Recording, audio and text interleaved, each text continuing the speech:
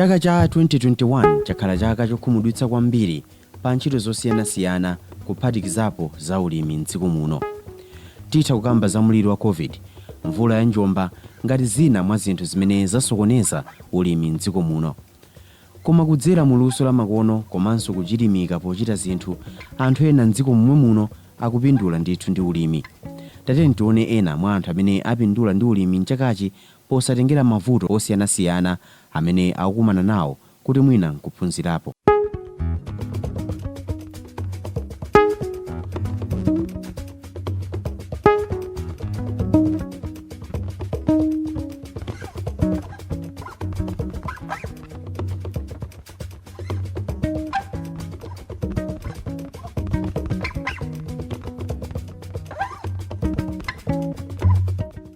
Kuno ku Malawi, pafupifupi 80 mwa anthu 100 aliwonse ndi achinyamata a zaka zosapyola 35.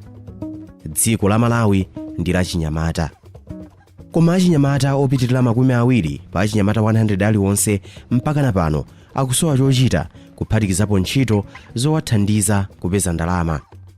Achinyamata ena okwana 22 pa 100 aliwonse ali pa ntchito zosalingana ndi maphunziro awo.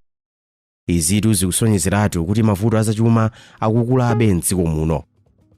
Koma tikunena pano achinyamata ena m'dziko momwe muno akukwaniritsa kupereka mwayi wa ntchito kwa iwo eni komanso anthu ena. Kudzera mu ulimi achinyamata osiyanasiyana ku Chema World, ku Nkhamenya m'boma la Kasungu, kuti Matha Dairy Youth Club, ku Bunda m'boma la Lilongwe, komanso ku Khuze Farm ku Machinjiri m'boma la Blantyre akulenga ntchito nkumapha makwacha. Lero tikumva nkhani za achinyamatawa amene ngakhale pali mavuto osiyanasiyana akuchilimikabe ndi kuyima nji pa loto la dziko la Malawi loti chuma chili mu nthaka kudzera mu ulimi osiyanasiyana. Ku Chema World, Joseph Gondwe akuchita ulimi wa nkhumba. Mukukamba kwake, Joseph akuti ulimiwu wakhala ukudzitukula wokha mzakazi. Kupatula kupeza phindu pa moyo wake, Joseph waperekanso mwayi wa ntchito kwa ena kuphatikizapo mwayi wophunzira ntchito kwa mmodzi mwa ophunzira pa sukulu ya ukachenjede wa zaulimi ya Luwana. Choyambirira ulimi wakhala ukuzikulitsa. Pamene tinkayamba nali malo ochepa chabe, mwina less than half an acre. Koma panopa tinapanga extend, we have malo mpaka kumusiku, it's about 3 acres. And then chinanso kukulitsa makhola, namba ndi khola laling'ono kale namba ya nkhumba zazikazi zomwe zikutiberekera panopa zinakula. Tinapanga extend from kuyamba ndi ziwiri, panopa we have nkhumba zazikazi zotiberekera 12. Chomwe chikuonetsa kuti pa chaka tikumakhala ndi kuthekera kotulutsa ana 240. Kwa anthu amene akufuna kuyambapo, Gondwe akuwatsimikizira kuti poyamba penipeni nkhumba zimakula msanga, zimene zikutanthauza kuti alimi ali ndi nthawi yochepa yodzidyetsera ndi kuzisamalira asanayambe kupindula. Nkhumba imakula msanga, komanso imafuna chakudya choti sichovuta kwambiri kuchipeza kuno kwathu kuno. Komanso nkhumba ndi fotokozepo kuti imabereka ana ambiri. Ulendo umodzi imatha kubereka ana mwina 10. Komanso pa chaka imabereka kawiri. Ndengati nkhumba imodzi ikuberekera ana 10 kawiri, ndoti nkhumba imodzi ikutha kukutulutsira nkhumba zinzake 20 pa chaka. Komanso tikatengeranso ngati kumbali ya demand, anthu akumadya pork kwambiri masiku ano. There is a lot of demand m'misika ing'ono ngakhale ikuluikulu. Anthu akumafuna nkhumba chifukwa chokuti ndi nyama yomwe ilibe mavuto ambiri omwe imatha kubweretsa ku thupi la munthu tikati tifananizire ndi nyama zina monga beef. Kumbaliso ya nkhumba ili ndi momwe pa chizungu timanena kuti gross margins abwino. Koma kuti mtengo umene ulowese ndalama zochepa kumafunikira kuti ukhale ndi mbewu yoyenerera, mbewu yomwe imatha kukula msanga, komanso imatha kukula msanga ndi chakudya chochepa. Zikakhala choncho kumakhala kuti ukapita pansika umatha mwina ngati wayionongera 50,000 kwacha, nkhumba imene yofunika kuti ikutulutsire pafupifupi 90,000 kwacha, ngati 40,000 kwacha yapamwamba. Ndalama yayo yonongerayo ndikuwerengetsa yonse ku production komanso kuyipititsa kuti ikapeze kuti ili pansika. Dziko la Malawi mbali imodzi yomwe Mulungu anatidalitsa nayo ndikukhala ndi nthaka yabwino, komanso tili ndi weather yabwino. Ndepa zifukwa zimenezo zoti wena tizigwiritse ntchito zimenezo ndikulima kati lima ulimi wa mbewu kaya waziweto, ndipo tisayang'ane ngati kuzidyetsera pa ife tokhakaye komanso kudyetsera maiko ena muno mu Africa. Kumbali ya ntchito chifukwa tikamakhala kuti tikulima komanso tikulima ngati business osati kulima ngati mene ankapangira makolo tipezeka kuti tikupindula nawo business ija ikukula tikulembanso ntchito achinyamata anzathu nthawi zinaso ngakhala akuluakulu ifeyo kwambiri timapanga ngati breeding kuti tizitha kuwapetisira alimi anzathu nkhumba za mbewu kuti azipezeka ndi mbewu yabwino yoti wapindulire ndiye nkhumba yomwe mwayiona ya chilendoyi breed imeneyi ndi Cambaroff ndi breed yomwe ikupangidwa ndi company ya Pig Improvement Company yomwe ili based ku United Kingdom komano they have their offices in South Africa ku Southern Africa kunonso accredited breeder wina ali ku Zambia amene amamutcha kuti awangwa ndi breed imeneyi ndi abwino kwambiri ndi osiyana kwambiri ndi ma breeds ena achizungu omwe tili nawo imakula msanga komanso imakhala ndi nyama yabwino kwambiri komanso imabereka ana ambiri pa nthawi imodzi ndefe tinayitenga kuti tiyesere kaye kuti kodi nkhumba imeneyi kuno kwathu ku Malawi kuno ikhala bwino ikhoza kusamalidwa ndithu ndi media management ndikukulabe ndikuonetsa zonse zomwe imafunikira kuti ionetse ndechifukwa nthawi zina timapezeka kuti malo moyipatsa video yenelera tungoyipatsa gaga tikuchitenga kuti kodi titati tayipanga breed kumpitisira mlimi wang'ono akakwanitsa kuyisamalira ndi ikuonekabe kuti ngakhale tikuyipanga zonsezo ikupanga respond bwino ikukulabe msanga kuyifananiza ndi nkhumba zina zomwe tili nazo ndetu ufunanso kuti tiyesere kuti kodi ikakula tikayipanga cross ana ake azizaoneka motani adzakhalanso kuti ali improved compared to kuti kafananiza ndi nkhumba zina zomwe tili nazo kwambiri ndi mbali ina yomwe tikupanga pa famu pano choyambirira ndinafotokoza kuti mmene tinkayamba unali waung'ono tinali ndi malo ochepa chabe mwina about kungodutsapo eka pang'ono koma panopa tinapanga extend inakafika mpaka 3 acres chinanso tinakwanisa kuti timagulitsa kwambiri ana tikagulitsana aja ndalama tozipanga reinvest tinakwanisa kumanga mpanda wa waya omwe mukuona omwe uli kunjaku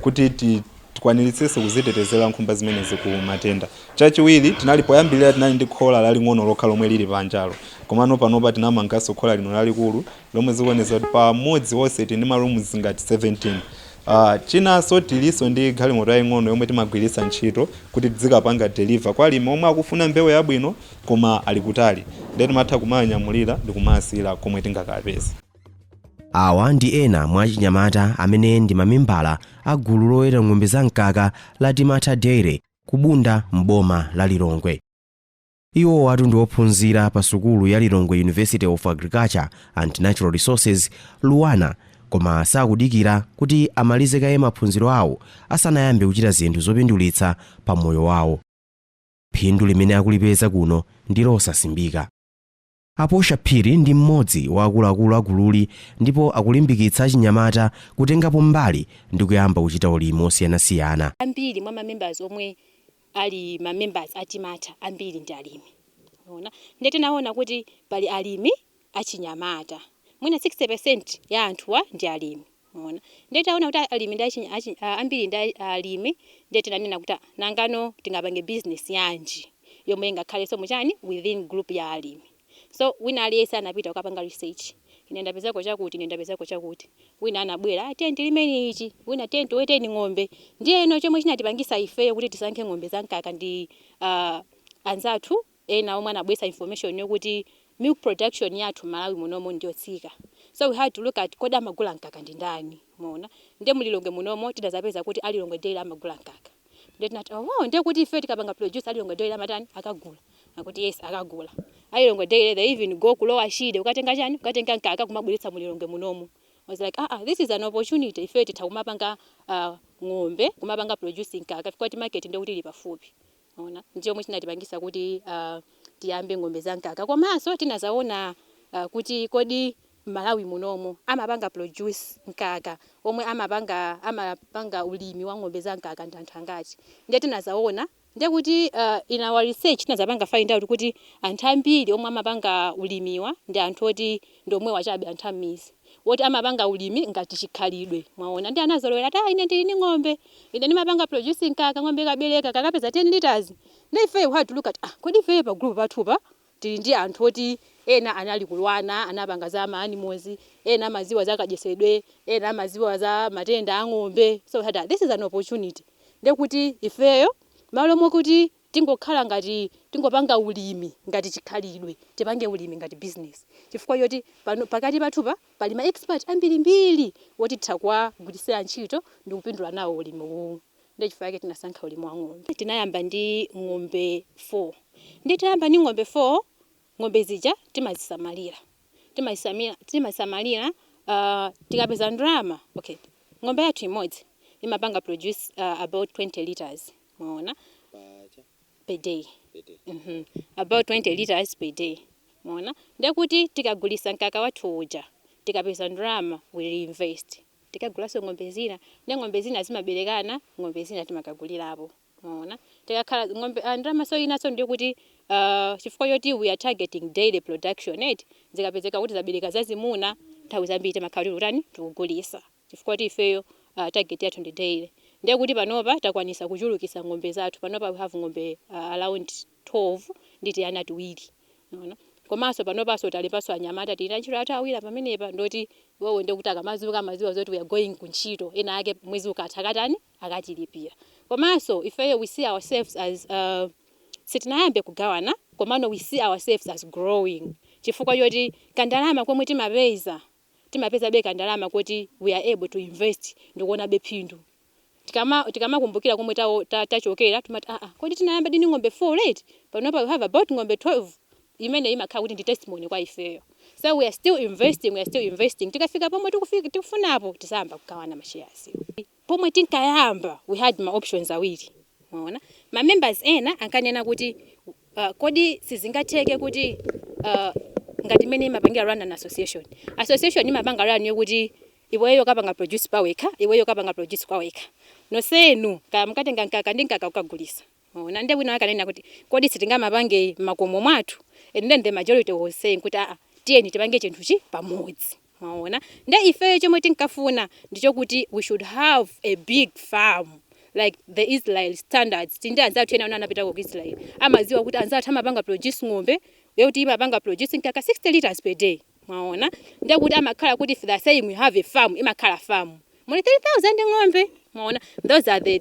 dreams that we are having chemwe tufuna tikhale ndi farm yoti will be able to use my technologies will be able to use my milking machines tikhale ndi zima tanki zathu ma cooling system athu we should be able to produce at least ng'ombe ili yose zipanga should be able to have my bleeds my original bleeds what we can be able kumapanga obtain kaka 40 liters 60 liters that's our target yeah nde ng'ombe zathu zikazafika at least 40 ndipo pomwe timapanga target kuti at least we'll be able kumapanga distribute my shares zathu ifeyo tikutulusa nkaka 20 liters per day komano target yathu pa ng'ombe komano target yathu ndiyo kuti tizitulusa 40 to 60 liters pa tsiku unaona komano kuti ifeyo tifikire target imene yoyo pali zinthu zingapo zomwe tikena tizipanga unaona kuti ng'ombe izitulutsa nkaka wambiri one imakhala bleed imayenera pazikhala ma pure bleeds omwe they are made kuti azipanga produce nkaka wambiri unaona of which ma bleeds amene ndodula unaona nde ifeyo zomwe tikuonesesa panopa zomwe tikufunisisa panopa ndizokuti tizipanga ma artificial insemination imakhala kuti mukukatenga semen ku ng'ombe yoti it's an improved bleed or pure bleed yomwe iniyo mukufuna unaona nde makhala ngati mukupanga ma cross breeding ni ng'ombe zanu zita unaona nde that's choyamba chomwe tufuna tizipanga komano pakali panopa chifukwa yoti sitingakwanitse kumagula ma pure bleeds we are just trying to make sure kuti ng'ombe zathuzi tikumazipanga feed moyenera other than ma pure bleeds komanso chisamaliro chimapangisa kuti ng'ombe zizipanga produce nkaka wambiri kumazipasa madzi oyenera kumazipasa chokudya choyenera mlingo oyenera komanso kasakanizidwe kake balanced ration ndi zomwe tikumapanga panopa feed kumazipasa feed balanced ration komanso kumazisamalira moyenera koma target yathu ndio kuti tipeze ma pure bleeds woti tithakumakwanisa kumapanga produce chani nkaka 40 to 60 liters per day per cow kupanga produce nkaka 60 liters from one cow per day ndizotheka kwa basi Malawi muno unaona chomwe ndilimbikisa mtima ineyo ndicho kuti ife kudziko kwathu kuno tili ndi dziko labwino kwa basi tili ndi mvula timakhala ndi madzi okwanira. Mwaona kuti ng'ombe izipanga produce mkaka kwambiri wani imafunika madzi. Ng'ombe imafunika madzi ambiri kuti pange produce mkaka kwambiri. Komanso weather yathu kunoko ndi yabwino. Imasiyana ni ma countries anzathu mwe tikunena ku Israel. Anzathu ku Israel they have to put ma cooling systems kumayika zina ndi zina, whereas ifeyo tili ndi weather yabwino kwa basi yoti ng'ombe zimaberekana ndithu. Komano chomwe tikufunikira kwambiri tipeze breed yolondola. Tikapeza breed yolondola tagwiritse ntchito anzathu omwe anapanga za ulimi aja atithandize kuti kodi ng'ombe zathuzi tizizidyesa chani, tizizidyesa bwanji, kodi kuti zisadwale tizitani, ndizomwe zimafunika. Koma ndithu pano ndizotheka kupanga produce 60 liters from one cow in one day. Papita zaka pafupifupi zisanu pamene a Clement Nyengo anayambitsa famu ya Khuze kumachinjiri mu mzinda wa Blantyre.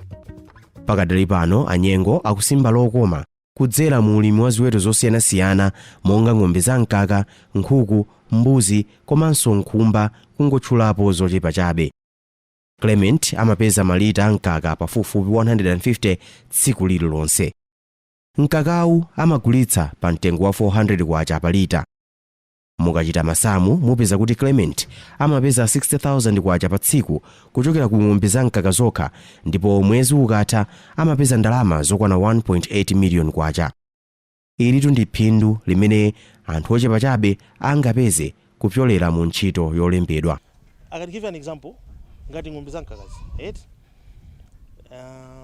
In a day, kuti in a day I get about 150 liters. Yankaka, kuti conditions are okay. Now that 150 I say that 400 kwacha per liter.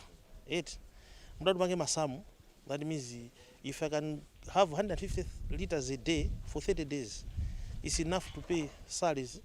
It's enough for me to pay to nizilipira sondeka. It's enough munjirena ni mazilipira ndeka. It's also enough for me to take care of the other expenses bano and other expenses za kunyumba. Just kung'ombe koka. Kunkhuku is more or less the same. Kunkhumba the same. Kwa galu so is much the same. Better so because ngati galu mozi woti pape mozi I sell at 200,000. So ngati aso agalu 10 I usually have 2 million. So for 2 million you know how 2 million kumai kuno can 2 million yambiri kumai kuno, yeah. So kapindu kama khala mu that's why imafuna ngokhala kungodekha kumangona ndi apa makuti. Farming especially needs patience. It needs patience. Kuma ikamba bwesa uma tikuyekha makhutira kuti I think zikuyenda dizinto. Umafuna ka patience ndi kuyambira kuti zima wa kuti you are just putting in things komano ikati zamba kubwera umatha kukhala madabota ndalama chani mene yetu. So yasalani ntchito kuti yotugwira 1 pasatu kulandira. Farming buyamba lero ka 3-4 months kena kuzamba kuyenda basi. So patience is also required when being farming. Mole simeta wangira ulimi wa chimanga sungazali chimanga lero maukolole.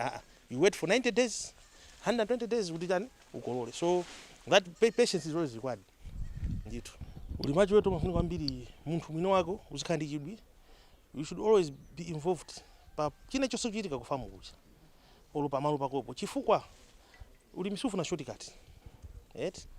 Because what you put in ku ng'ombe is also what you get out. Ngati ng'ombe ndikuimana zakudya sokwanira it will not give me the milk I want. So ng'ombe sifu na shortcut. So more or less like nkhuku.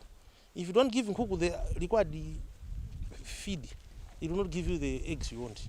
So more or less ng'ombe so ngati suzipasa mazi zakudya zokwanira nkakasunga paso okwanira. So you need to make sure that the process leading to production of milk is always followed through bwino. 2 also, you should always have an interest in learning how other people are doing things. Like, because of technology, you can Google. You find in Kenya, they have got varieties better than us. So you make connections with those people, they should give you tips. In that way, you apply those tactics to my so I'm able to improve my job. Hania chita creating chito 1 million. Imagine ndio teka kwambiri. Zimema na boma lija panthawi ya campaign ya measure na izona. Nkhani yofuna empowerment. Atipange empower ngati anthu ngati ife. olati apanga anyamata empowerment ndi chidwi chofuna panga zinthuzo because ineyo panopa kundipasa ndandipeze funding ina yet nditha kuyambano kumapanga mkaka pompano cheese chambiko yogurt mkaka bwino in that way I'll increase ndipeza nditani ndile mantena ntchito bo so far about antchito about 8 then apeza so aganyu 3 like ine workforce yanga ndi 10 ena ndamakanga taganyu tumangoyikirapo sono para khati pali like tamba processing ya chambiko ukamena tamba waka process kandi ma sausage chani china chichonse panopa value adding that means I will increase the workforce nitakhana na ntchito 20 maonet so what matters is boma lipange empower yeti ajinyamata ngati kuti amwene tikupasani funding katigulani machinery chichonse tikupangirani ife tile anthu ntchito basi koma chikuvuta panopa ndicho kuti ukapita kukatenga ndrama kuja maconditions ayikawo ndokuti sowe komadoba kuti mwina nditha kubesa farm bwanji ningozisiya apange chifukwa ayika maconditions zoti they are very tough for an ordinary person like ineyo sinikakwanisi ayiruka ati kuti the condition ndipasawo ndokuti mwina anzathu ngofunika makampani but ine kuthekera kuti ntha kupanga zinthuzo given the funding with the, not soft conditions but with favorable conditions I can manage it to pay back koma maconditions alipo panopa ngovuta kwambiri kuti ndikakwanisi so tinangozisiya kuti izite ndisiye tisapupulume chifukwa at the end of the day ndizabesa nazo famu chifukwa chokuti ndalama zonangozona tizilapo nde that's why ndapa pang'ono kapeshe zikakhalepo chifukwa tikatenga tikaoneka ndalama kandi 30 million tikule machinery I will end up using this place because muna zonse zitheka but if they can soften up ngolenga apangira mai kwanza tukati Zambia Kenya Tanzania akwapasa ngongole anyamata katine you have this place akuikira machine china chichonse ngongole chobweza after 5 years without any hassles and zikutani zikutheka that's why we are able to import products from other countries panopa you find kuti mikaka ambiri ikubwera kumalawi kunoko they are from cooperatives makoleza mahanga tifeyo you see amakhantha mizi they just do a cooperative bas mapaka ma products matukupanga no import ife kumalawi kuno a thing not ife sutakutani kwanisa koma nkhandi yokuti there's no empowerment. I'm not being empowered to have that thing. So I've got to use my own resources to get the equipment. Now to get the equipment is very expensive. Now that means you didn't get equipment. You don't have to send us to tell equipment which mutari muone pa farm possible. Space ni ambiri. Pali room yokuti you can install machinery. Ndikupanga process kandi yogurt china chili chose pali solar pump mazi china chili chose everything. Product ndikuthera pa home pump ndikupita kuti kushop wa muntu. Yeah. Nkhani is empowerment. Value adding ndiofunika is my next thing I want to do. Koma the thing is my resources are not permitting. So that's why tupanga pang'ono. Tizinenabe kuti dziko la Malawi ndi lodalitsika kwambiri kamba kanyengo yake, nthaka yabwino komanso mitsinje ndi nyanja zimene zimapereka madzi abwino. Ngati pali dziko limene limayenera kukhala lotukuka kwambiri pachuma kudzera mu ulimi, dziko la mkaka ndi uchi limenelo ndilo dziko la Malawi.